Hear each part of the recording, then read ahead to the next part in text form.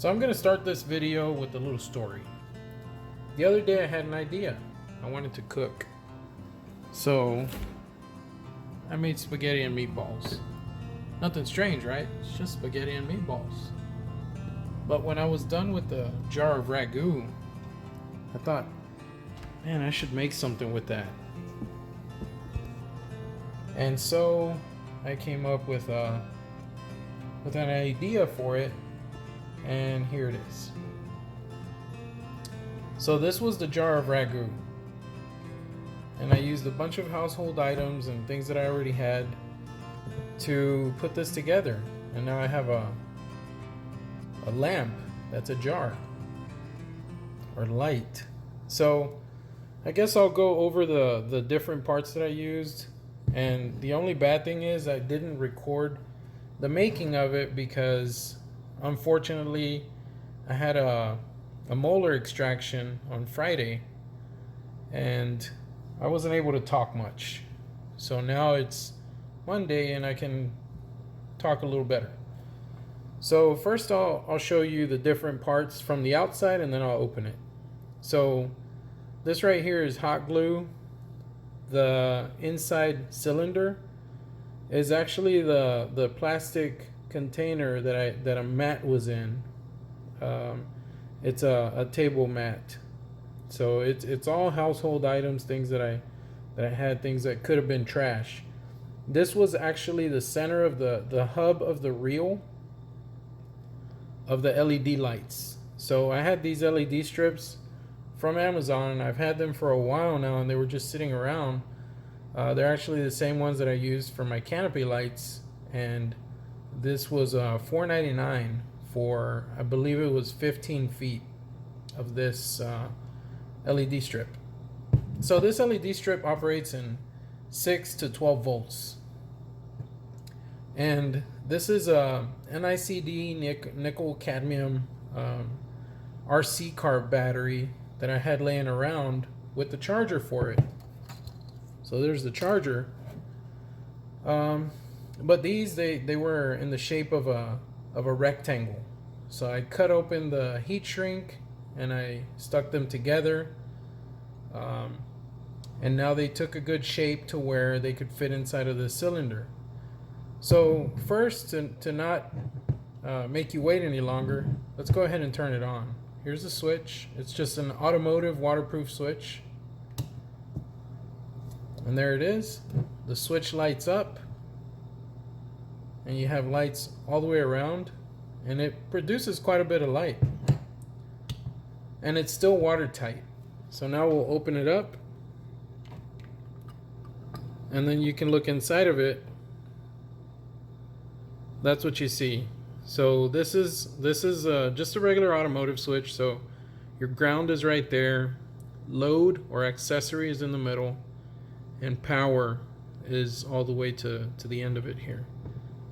So here's the battery connector, and I'll go ahead and unplug it, and that way I can connect it to the charger. So that way I can charge it. And it just connects like this, and this goes into any USB port, charges. It's pretty slow. It takes about 4 hours to charge it. So mind you, this is from an RC car, so it charges at a very, very slow rate. And there it says 9.6 volts. It charges at 2 amps. So now moving into the parts, the internal parts of it, you can see where the batteries are. The bus that connected these two, I had to cut it out. See if we can get in focus there, and replace it with a little piece of number 10 wire. Not number 10. It's a 10 gauge wire, and that's wire for RC. So RC applications. So it's pretty good stuff. The cylinder that's in there where the batteries are in was actually the tube for a mat that I have upstairs. And you can see right there, there's a strip of hot glue where I joined it all together. And then I started with LED lights right here. It has heat shrink up there, and it just wraps all the way around. And when it gets down to the bottom, it stopped right there. And then here I put some scotch tape on the inside and scotch tape up top, and the rest of it is just held on with adhesive strip that comes on the LED lights. And then here I just put some of the plug and pull foam from a box that I had. Just put a few of those little squares in there to keep the battery from tilting around in there. And the top of it, I hot glued it around the sides, and I sprayed the lid so it doesn't say Ragu anymore. But you can see from the yellow in here, this was a Ragu jar. And that's what we have now.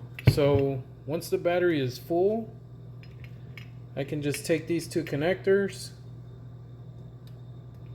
connect them together, drop the wires in there. And because this is a jar, it only takes a half a turn, or I think it's a quarter of a turn, to get it to close. So it's actually about an eighth of a turn. So it doesn't turn so much to where we're going to tangle up wires. And there it is.